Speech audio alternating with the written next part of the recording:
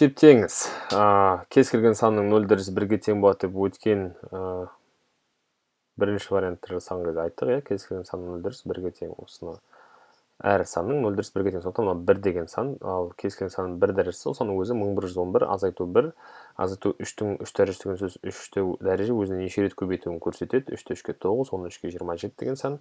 1-ді өзіне қанша рет көбейтсек те 1 шығады, 1-ді 2050 рет көбейтсек те 1 шығады. Сол кезде менде андай зат шықты, иә, минус, мынау 1111. Енді қараңыз, мына минус 1 мен плюс 1 өзара жояды бір-бірін.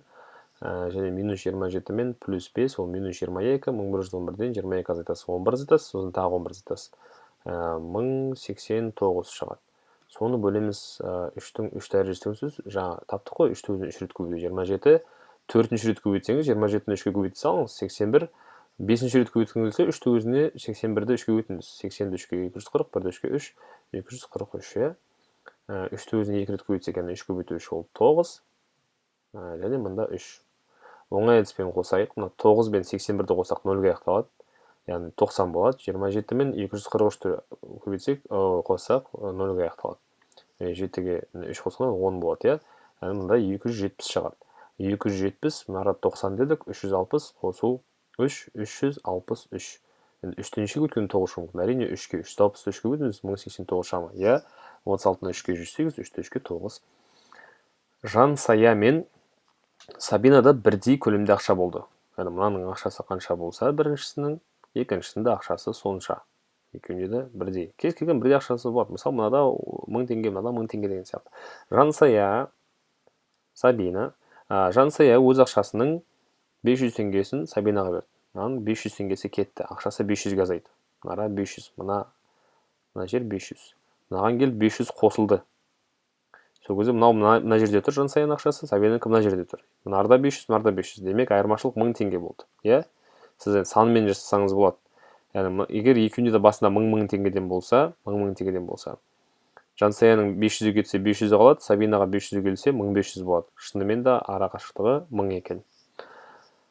П-ның орнына қандай сан қойғанда мына бөлшектің мағынасы болмайды. Біздің 5-ші сыныпта мұғаліміміз айтты, бөлшектің мағынасы болмайды, егер бөлімінде 0 тұрса, өйткені санды 0-ге бөлуге болмайды. Сондықтан бөлшектің бөлімі 0-ге тең емес. Егер бөлшектің бөлімі 0 болып қалса, ол бөлшектің мағынасы жоқ. Сондықтан мына бөлшектің мағынасы болмаса, мына бөлімі 0 болу керек. Ал бөлімінде мына өрнек тұр. Осы өрнекті 0-ге теңестіреміз. Мына плюс 12,6 минус болып шығады да, оны П-ның алда тұрған 3,14-ке бөлеміз. Сол кезде жауап минуспен шығады. Мынарда былай үтірлерді жылжытайық. 1256-314. Мынарда 4 деген жауап бар екен. Бүтін мынаны 4-ке көбейтіп көрейік. 3-ті 4-ке 12, 14 4-ке 56. Жауап онда Д, 4. Өйткені мынаның соң 6 деп аяқталады, 4 4-ке бөлсек 6 деп аяқталады. Ары қарай 34-ші сеп, 35. Алтын, күміс және қоладан жасалған 3 түйіннің жалпы салмағы 34 грамм. 3 түйін бар, алтыннан күмістен қоссақ 34 грамм шығады. Үшеуін қосқанда 34 грамм.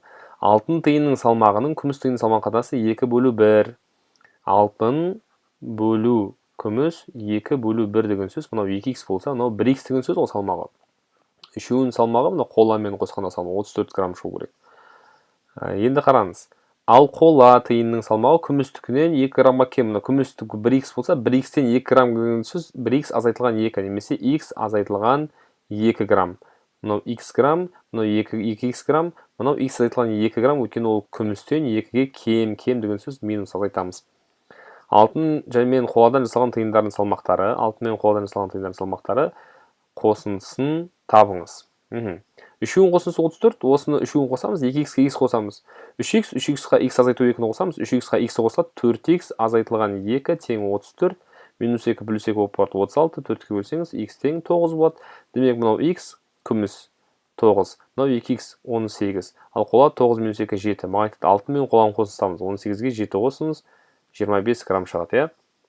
Ары қарай 36-ші сеп. Егер 3,20-ге де баратын 9 бала бар болса, 3,20 деген сөз мына жер ортада, үшеуіне де, дзюдоға да, математикада, ағылшынға да осы 9 бала болса, демек х менде 3.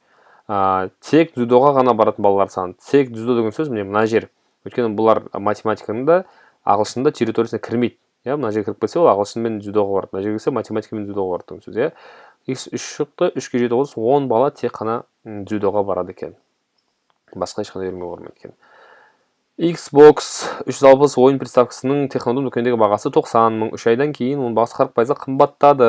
Бұл есептер де бізге таныс, күрделі процент. 40%-ға қымбаттаса 100%-дық бағаға 40% барып қосылады, сол кезде 140% болады. Демек 90-ның 140%, 90 мыңның ол 100-ден 140-қа көбейтеміз табу үшін. Сосын 25%-ға арзандады. Яғни мына пайда болған баға өз алдына жаңа 100%-дық баға, сол 100%-дық баға өзінен 25%-ға азайса, оның 75%-ы қалады. Яғни 100-ден 75-ге көбейтеміз. Келесі өзгеру қайттан 15%-ға қымбаттады. Яғни қайтып жаңа 100%-дық баға 15%-ға қымбаттаса 115% болады, немесе ол 100-ден 115-ге көбейтеміз. Xbox'ың соңғы бағасын табыңыз. Жақсы, мынарда 2-0, мынарда 2-0-мен кетеді. 75 пен 125-ге қысқарады, мында 3, мында 4 қалады. Мына 2-0, мына 2-0-мен кетеді. 140 саны 4-ке бөлінеді.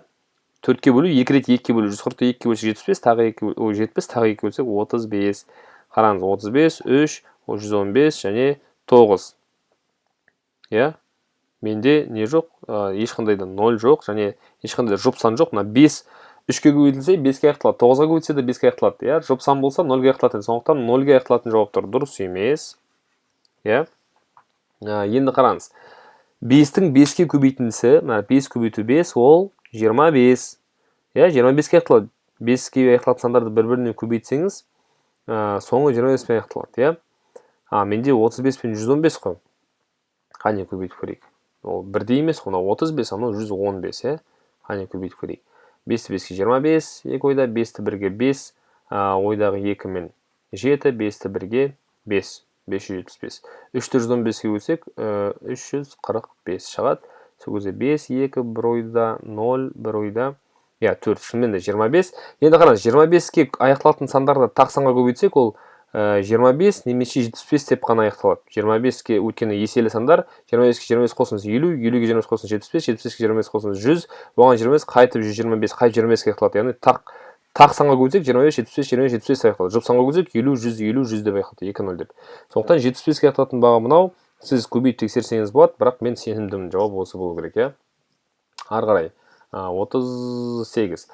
Егер мынау айтып тұр, мынандай, егер екі санның ортасында квадраттар берілген, әрқайсысында ортасында минус тұрса, онда ол бірінші сан азайту екінші сан, және көбейтілген бірінші сан қосу екінші сан болады дейді. Соны тексерсеңіз болады, осы формула жұмыс істейді ме? Мысалы, кішкентай сан алыңыз, 3-тің квадраты азайту 2-нің квадраты. Сіз 3-тің квадраты дегенде 3 көбейту 3 9 деп түсінесіз. Ал 2-нің квадраты 2 көбейту 2 4 деп түсінесіз. 9-дан 4 түсеңіз неше шығады? 5 шығады, иә? Осы формуляны тексеріңізші. 3 азайту 2 бірінші жақша 1 шығады, 3 қосу 2 екінші жақша 5 шығады. Сол екеуін көбейтсеңіз шынымен де 5 шығады екен, иә? Демек, осы оңай жолмен мынаны есептеңіз. Ол үшін 1029-дан 1021-ді азайтамыз. Ауызша азайтамыз 8. Сосын 1029-ға 1021-ді қосамыз. Ауызша қосамыз 2000 және 29-дан 21 50. Енді 29-дан 21 азайтасыз 8, 29-29 50. 8 мен 8 кетеді. 205-ті 5-ке бөлесіз 41 шығады әрине.